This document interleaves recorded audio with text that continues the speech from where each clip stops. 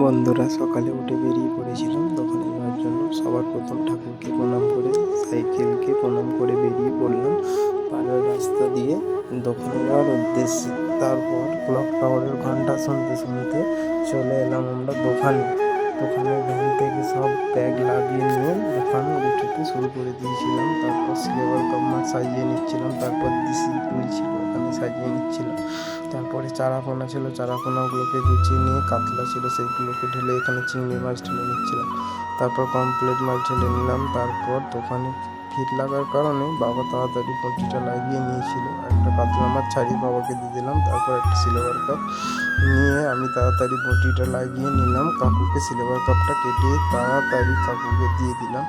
তারপর আরও একটা সিলভার কাপ নিয়ে কাকুকে দিয়ে দেওয়ার পরে চলে এলো আমার সকালের চা পা খেয়ে নিয়ে আবার একটা দাদাকে চারাপোনা নিয়ে দিয়ে দিলাম।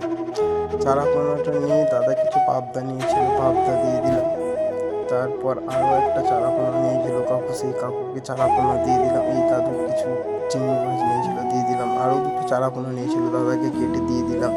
তারপর আর একটু রুই মাছ নিয়েছিল দাদা, রুই মাছটা দিয়ে দিলাম। তারপর এখানে কিছু চারাপোনা নিয়েছিল দাদা, ওনাকেও কেটে দিয়ে দিলাম। তারপর আরও একটা রুই মাছ নিয়েছিল দাদা, দিয়ে দিলাম। তারপর সিলভার কাপ নিয়েছিল দাদা, তাকেও কেটে দিয়ে দিলাম। তারপর কিছু রুই মাছ দাদা নিয়েছিল, তারপর কিছু কমপ্লেট।